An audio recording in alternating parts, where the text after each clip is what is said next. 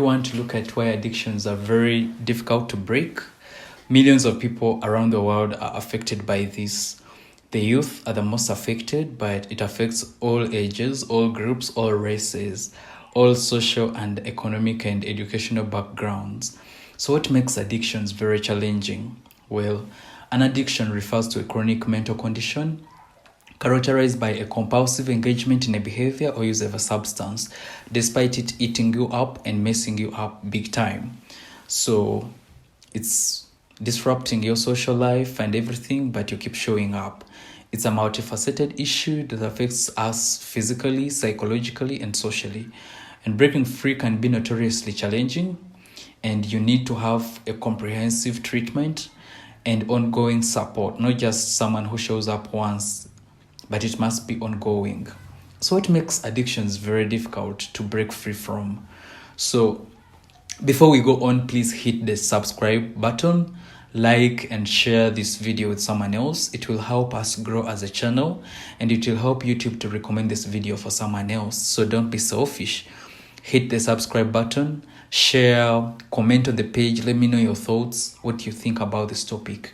Well, coming back, there are changes that happen in the brain, altering the functioning and neurotransmitter activity in the brain. Neurotransmitters are those chemicals in the brain that help us to perceive stuff and just function. So prolonged use of a substance or addiction to any behavior can change the rewiring of the brain.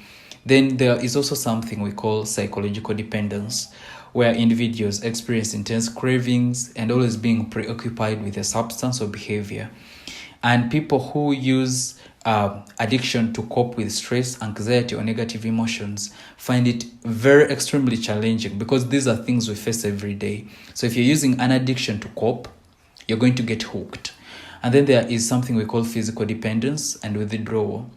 Substances like alcohol, cocaine, cigarettes, when an individual attempts to quit them, they experience withdrawal symptoms like tremors, being agitated, feeling very uncomfortable. And so these are painful, so people will fear them. So they'll be like, the first time I attempted, I almost died. I can't try again. So the fear of these withdrawal symptoms will deter an individual from attempting to break free from their addiction. And this can be very challenging and keeps one in a cycle. We also have something we call environmental triggers.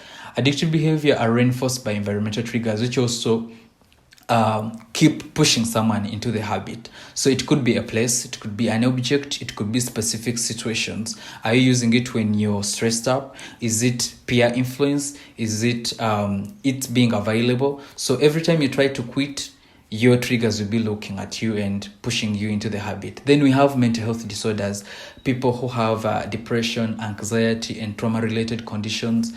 It can be very complicated to leave the habit, because the trauma and mental conditions could be the cause, or you could be using the addiction to cope with the mental health issues. So at dealing with addiction, you have to also deal with the underlying issues. Then we have social and peer influence.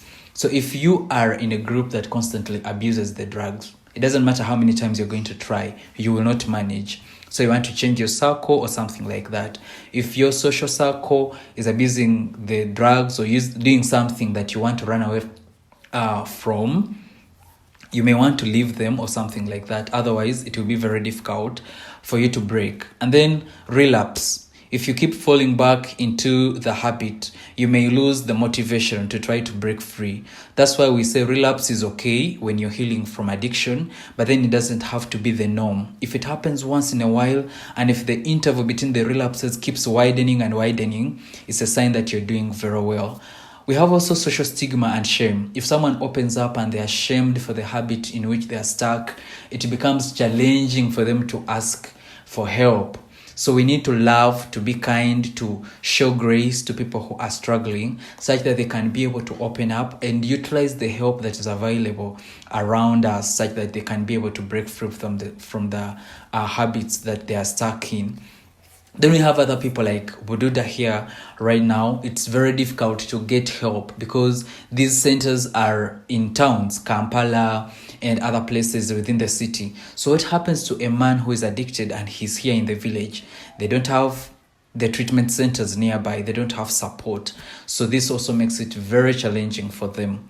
And then the way the addictions happen themselves, there is an interplay of the neurological part, the psychological part, the social part, and the environmental factors, which makes overcoming an addiction a very complex and demanding process. So you have to be kind to yourself when you are going through this, and recognizing these challenges, providing comprehensive support, addressing any underlying issues, and promoting accessible treatment options to individuals battling with addiction can make them better equipped to embark on a path to recovery and with long-term wellness and success, because we are called unto living in freedom and in peace and without anything that is eating away at us. So thank you for watching. If you haven't subscribed up to now, I please encourage you to hit the subscribe button, like the video, so it will help us with the algorithm. YouTube will recognize it and share it with someone else. Be kind to others, so hit the subscribe button and the share button.